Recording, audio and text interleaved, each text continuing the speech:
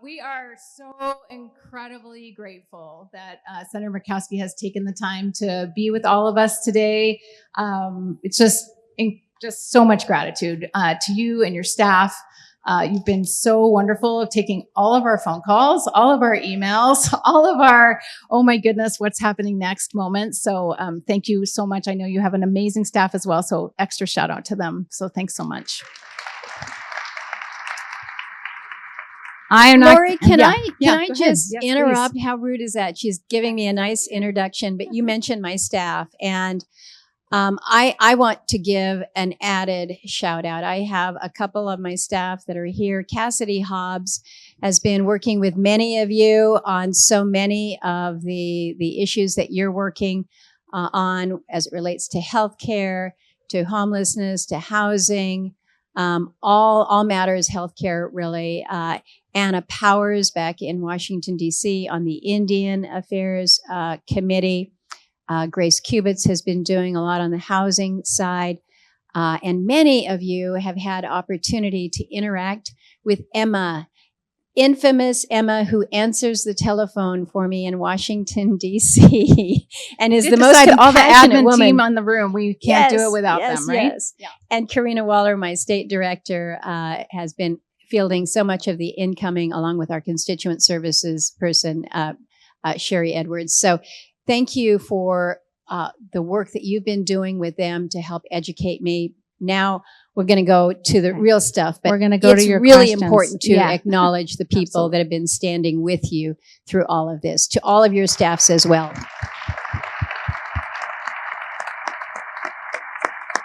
All right. Well, we have we prepared a few questions, and we got questions from all of you. So thank you, all of you who submitted questions. We really appreciate it. We're going to do our best to get through as many of them as we can, and we'll have lots of conversations with the center after the fact as well to help know the questions that you're asking, so that she can find other avenues to also get good responses. So I don't want to wait too long to dive right in. So here we go. So you're home. Welcome home. Yes. We're happy you're here.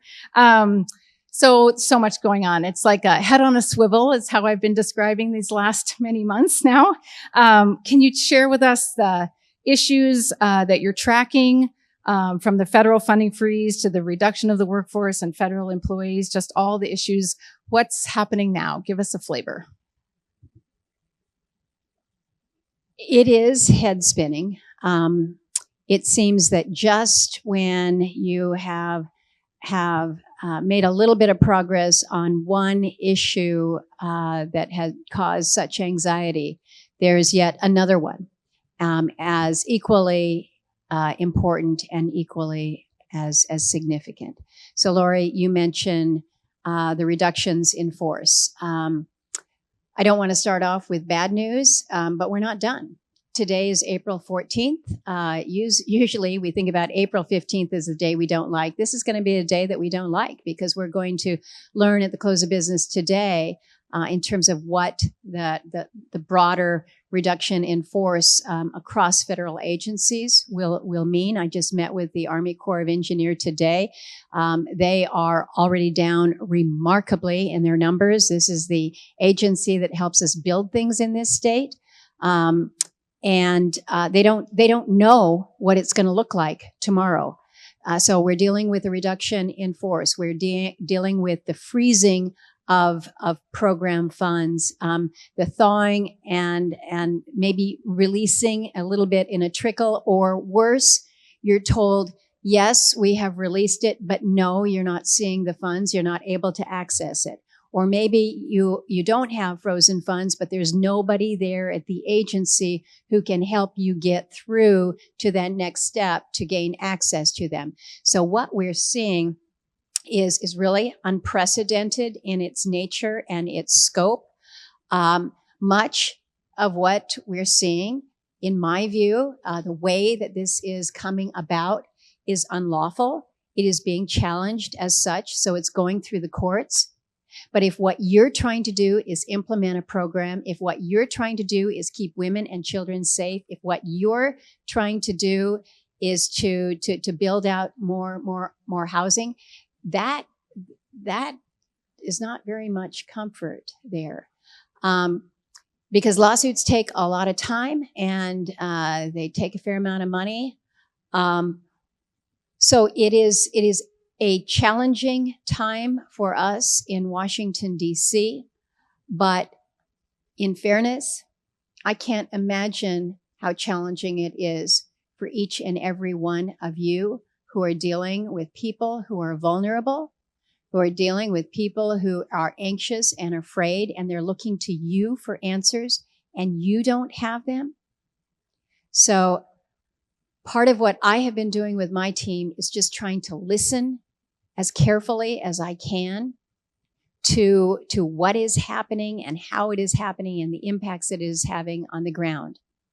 And we're honest up front in saying we don't have all the answers, but we're trying to unlock at different opportunities and in different ways as much as we can. And it is as hard as anything that I have been engaged in the 20 plus years I've been in the Senate. It definitely feels like times none of us have ever lived through. Absolutely. Well, so in your town hall, you talked about some really Alaska specific things that are just so special. We maybe even take for granted here, things like bypass mail or really Alaska, the way that we work and operate here that you were quite afraid of. And that was more than 6 weeks ago, maybe. Can you speak about some of the Alaska specific things that we should all have on our radar that you're concerned about? Well, Alaska specific. Okay, you mentioned some obvious ones, which is bypass mail, which is essential air service. Those are very unique to us.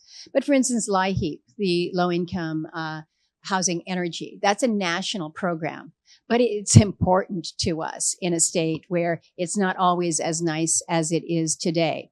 SNAP is a national program, helps everybody, right? But boy, look at what's happening in our state in terms of those families who are really constrained right now. Youth homelessness, a problem everywhere. But look at what we're seeing in our state right now. So when I think about those programs that are unique to Alaska, so many of them are very, very much national in scope. But the impact to us is just that much heightened because we were already operating from a deficit to begin with. A deficit when it comes to childcare, a deficit when it comes to housing for vulnerable women, a deficit when it comes to resources for those who are dealing with levels of addiction, a deficit with regards to housing. So everything is accentuated when you have cuts or reductions or pauses or freezes to these federal programs. I woke up super early this morning, and I was just kind of outlining the various programs that I have been stressing over, and the ones that we know for real have just been obliterated, like USAID. The impact that even a USAID that you think of is international in its scope has implications for us here in Alaska.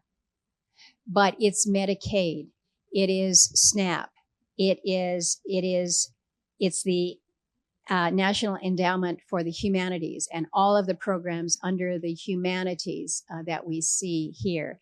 It's the recent news about the funding and support to our museums and libraries through IMLS. It is what we saw again with LIHEAP and the energy housing. I'm operating off of rumors a lot of times, and then you see some things that are just unnerving in their scope, and you realize, well, that rumor was actually real. what's happening with our refugee resettlement programs to me is very, very disturbing. One of the good news things that came out last week was that, well, the rumor that the temporary protected status for the Ukrainians who are here, they're not going to be immediately deported. But you know what? Rumors just don't come about because somebody has a wild hair going on. There's something behind it. And so last week it was, they're going to get rid of AmeriCorps. And we try to chase that one down, and it's, no, it's not going to happen. But I'm worried about things like that. So you need to direct me, Laurie, because I'm going to go off on we all tangents have here. Did she just like list all the things that keep you up at night? Because I think that was what keeps me up at night. I can hear you're not sleeping. I'm sure not sleeping. Okay, we haven't heard about cuts to the NEA yet. Yeah, that's coming. But it's coming. It's coming. Look what just happened with NEH. Yeah, that's right. Yeah, I mean, I do think we all, every day, right? And I think, where do these rumors come from? They come from somewhere. But I also am recognizing, right, when we've come and had real honest conversations with your staff who are so great to say, I don't know, right? And that's real. Like, you don't actually know. So can you just speak to that a little bit? Like, how is it that our members of Congress don't know what's happening that we should know about as we begin to formulate our own response? What is a good response when our own leaders don't know? Well, I'll just give you a little bit of a vignette. About a month or so ago, the president's chief of staff, Susie Wiles, came to our Republican lunch, and there were a lot of questions. At the time, the VA was seeing a significant reduction in their numbers, and a member raised a question to the chief of staff, and she said, look, she said, sometimes these decisions are being made, they're coming from DOJ, they happen, they're implemented, and we don't even know what has happened on the ground. And so when you hear about these things, send them to me. And I'm thinking, wow, send them to the president's chief of staff. But she said that. So this week, when I heard that AmeriCorps could potentially be going the way of USAID, I sent a text to the president's chief of staff and said, hey, is this true? And she says, thank you for bringing it to my attention. We're tracking this. I don't know whether that maybe has taken things to a better place. I have no idea. But I share this with you not to say,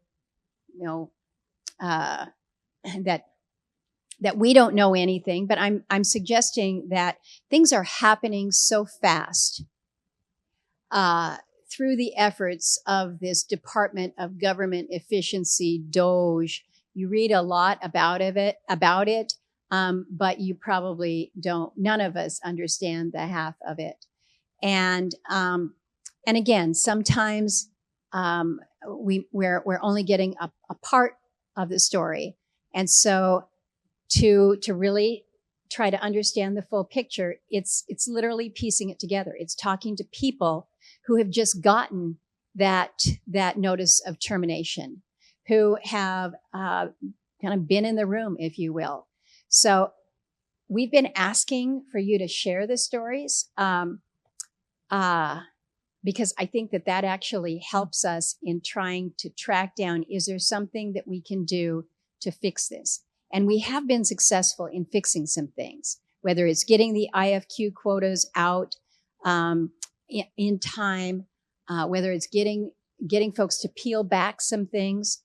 These are important, but we're not operating with advanced information on much of anything. Right. And this is why all of you, right, where we're asking you to stay in touch with us too, because that we're directly funneling all the information you give us. We're also, right, kind of trying to figure it out before we give it to your staff. And right, it's going to take all of us. I mean, I hope that's the big message coming out of this room today, is it will take all of us to move these conversations forward, because we are all kind of picking up little pieces of information. Maybe you got an email or a letter or something, and then that, connects the dots to something else. So, and Laurie, on that, if I can just ask you, you all have networks. You've got networks within the state, and many, many of you have networks within a broader region or nationally.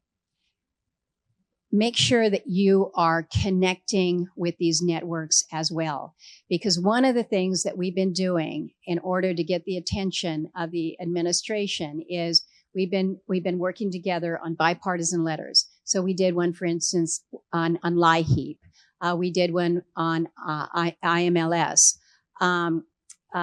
where we did one on representation for minors, immigrant minors. But those bipartisan letters don't come about unless other members are hearing from people in their states, their communities, that these are priorities. So use that to help us to elevate this to the administration. Let's turn our attention a little bit to Medicaid and Medicare, shall we? And that's Social Security in there too. So, lots of big concerns, impacts, all of us, right? Either directly through our work or ourselves personally or our family members. Speak a little bit about what's the right approach at this moment around advocacy. What is it that we can do in this room? What would be a call to action, if you will? What actually just feels less like kind of shouting into the wind and something more effective?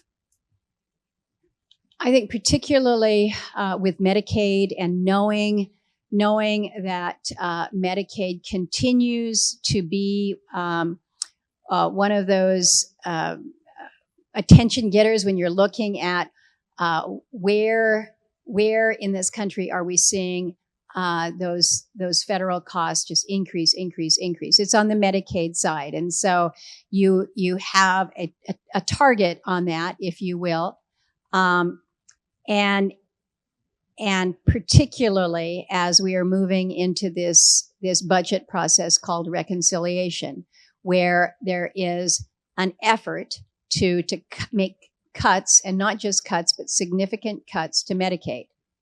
So for us in Alaska, I don't need to explain it to you. You know the significance of Medicaid throughout all of our communities, all of our populations. But when you think about Alaska's kids, over 40%, the number of seniors that are on Medicaid, this is very real. This is very significant to us. And the cuts that the House particularly was speaking about could not only be detrimental, but could be devastating, just devastating to our programs. So I've made very, very clear that this is a non-starter for me. We cannot absorb Medicaid cuts like we're talking about.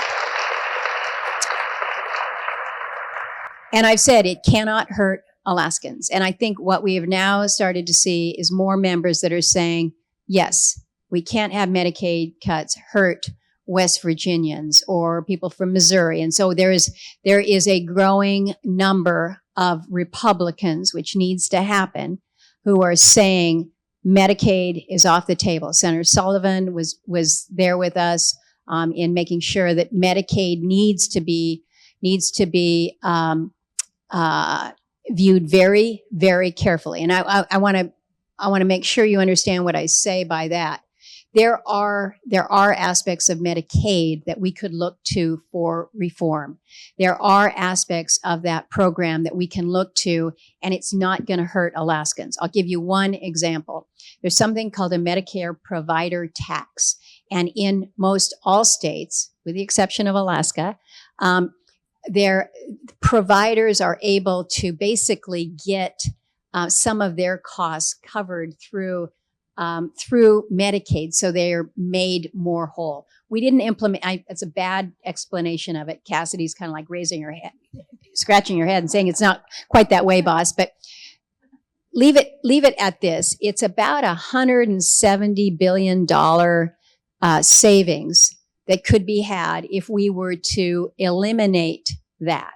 To me, that's a real savings. It doesn't hurt Alaskans. And so I'm not saying you cannot touch Medicaid at all. There's going to be a lot of discussion, I will tell you this, on Medicaid work requirements. We've had this discussion before. Is there Is there room for discussion further? I think we can. But what we need to make very clear is that people understand that in Alaska, it's a little bit different.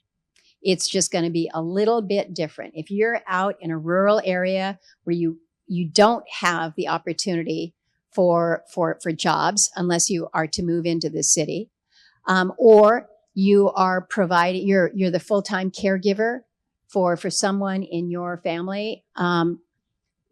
These are considerations that I think need to be taken into account. And so when you're talking about work requirements, having some level of flexibility that is directed by states as opposed to a national level. So these are some of the things that I think you're going to hear about. What I hope we're moving away from is an $880 billion cut to Medicaid, because if that happens, this is a very, very, very different state, and one where I don't think that the Alaska population can be safe from. Yeah, my understanding is that that impacts everybody's insurance, right? There's no Alaskan, I say this all the time, no Alaskan, regardless of how you voted, would be left untouched by a decision like that. Yeah, absolutely. So given that we know that, given that will keep us all up at night, what is the way to use our voice? What's most helpful? So it's going to sound crazy coming from an elected official, but I'm going to continue to urge you to raise your voices. Protest can be a negative word, and protest can be a very affirmative word. And I think Alaskans need to be affirmative in saying why they support Medicaid, why they support our humanities, why they support the federal underpinnings for so many of our social safety nets. I think they need to elevate and raise their voices, and in a way that is respectful. But I'm almost afraid that people are getting so anxious and so almost overwhelmed by what they're continuing to see news cycle after news cycle, where there's just seemingly more, that they're just going to start to check out.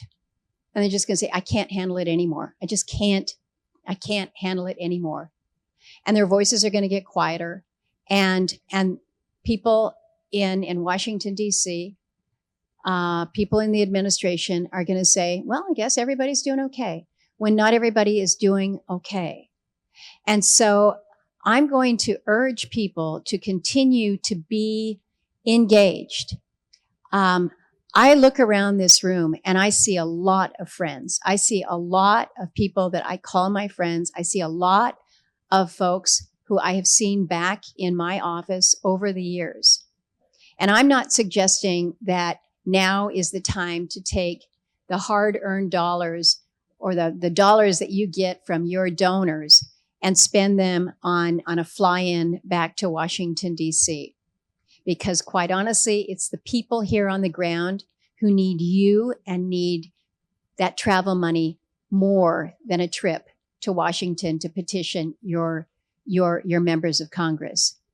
But you can elevate your voices here and continue to reinforce that this must be a priority.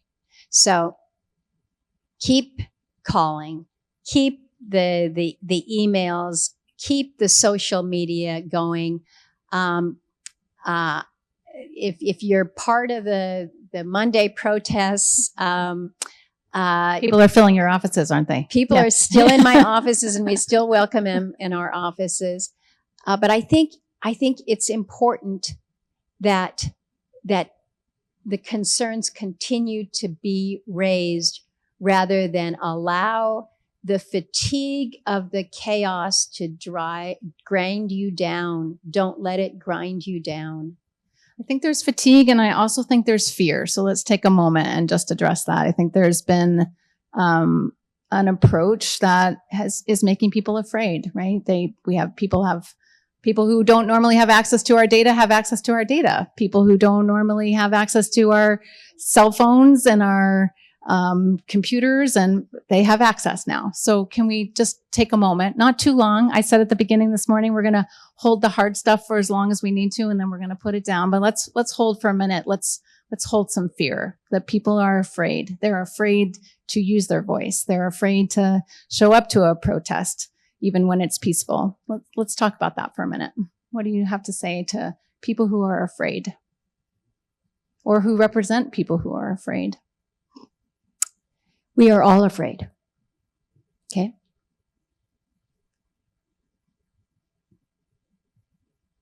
It's quite a statement. But we are, we're in a time and a place where I don't know. I certainly have not been here before. And I'll tell you, I'm oftentimes very anxious myself about using my voice, because retaliation is real, and that's not right. But that's what you've asked me to do, and so I'm going to use my voice to the best of my ability. And sometimes it will be viewed in a way that, well, that's pretty confrontational. And other times it's going to be using my mother's charm that I learned as a young girl, and in direct communication with those that I have made relationships with, and am able to affect some change that way. But I've got to figure out how I can do my best to help the many who are so anxious and are so afraid. And so I guess I just leave with you that we're all anxious.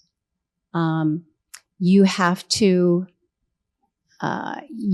measure yourself, how you can be most impactful for those that you are serving.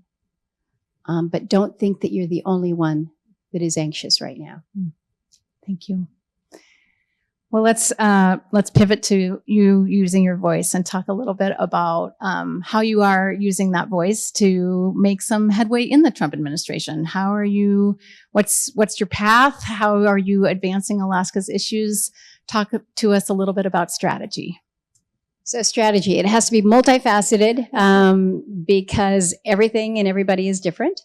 I have been collecting a lot of new phone numbers to send texts to very busy people, and whether it is texts to the Secretary of Commerce to educate him about halibut and sablefish and why permits from the Department of Commerce are necessary to get IFQ. Now for him, that's nothing but gobbledygook. So I send a second text saying, have you ever had black cod at a fancy restaurant?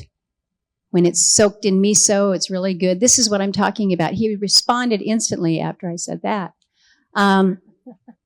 So some of it is just kind of the personal reach out. Some of it is, a great deal of it is through bipartisan efforts where we're joining hands with colleagues on the other side of the aisle in other states who are equally impacted, and working that way.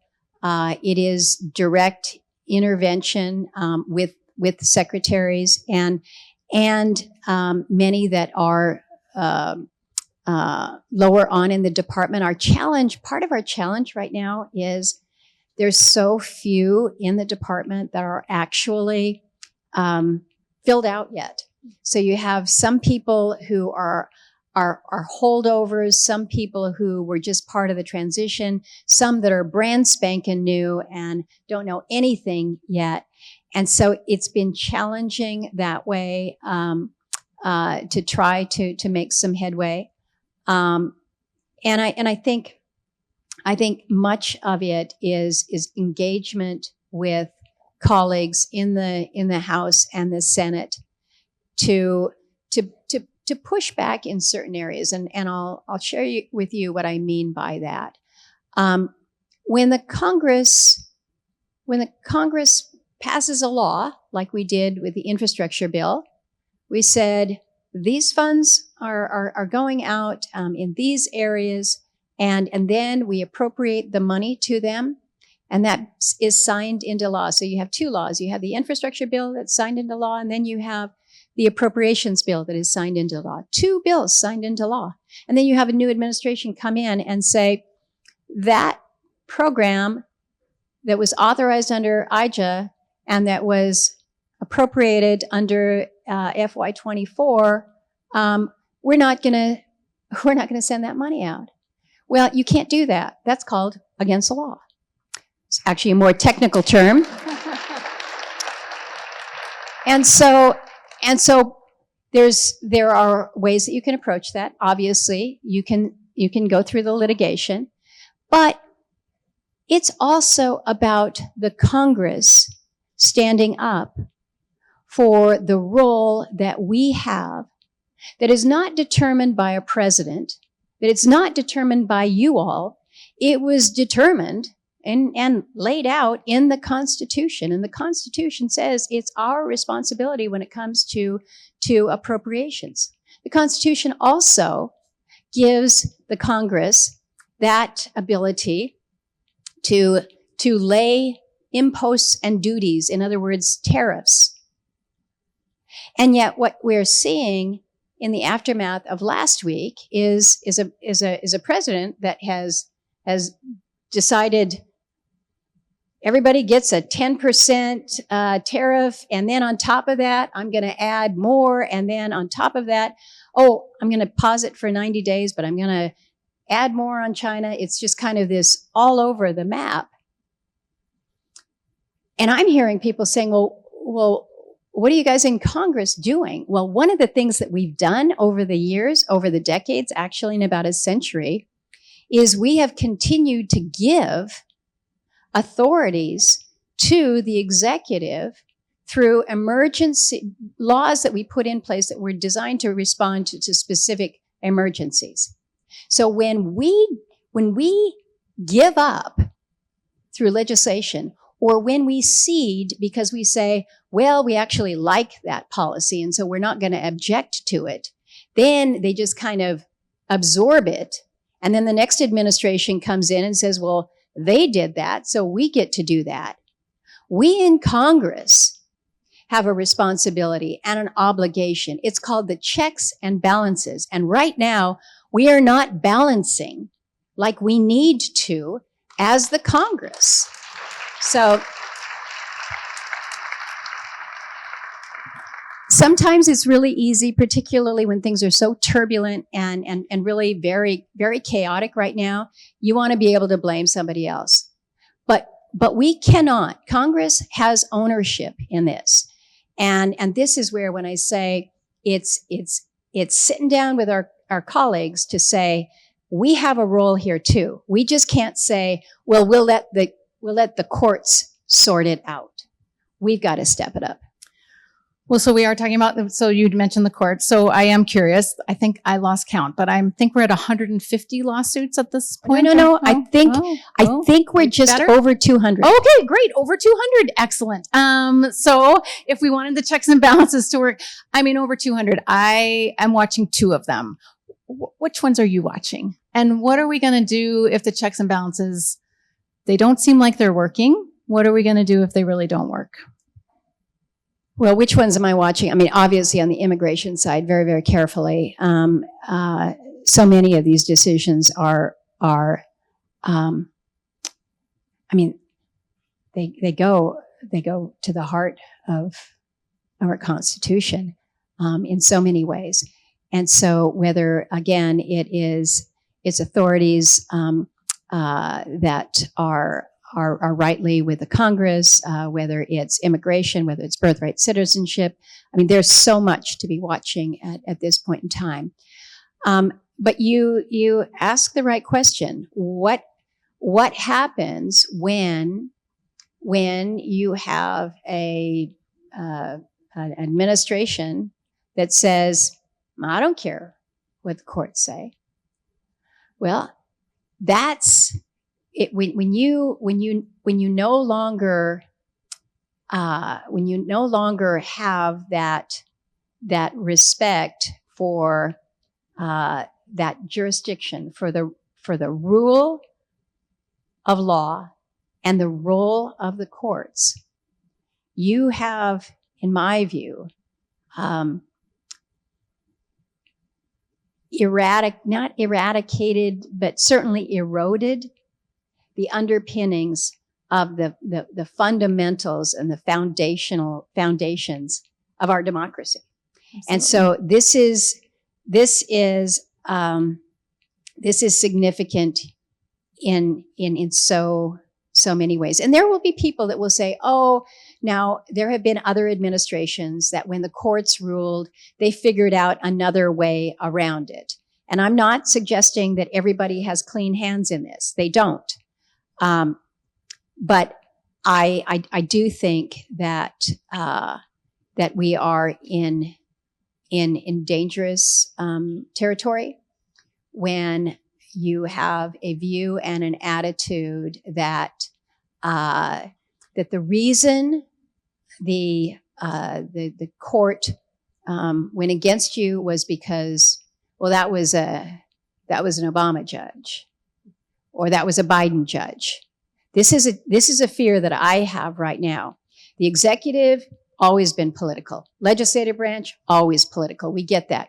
But the one branch that was supposed to be kind of the unbiased, the very balanced, the one that was really going to be there for the checks, that was going to look solely to the Constitution.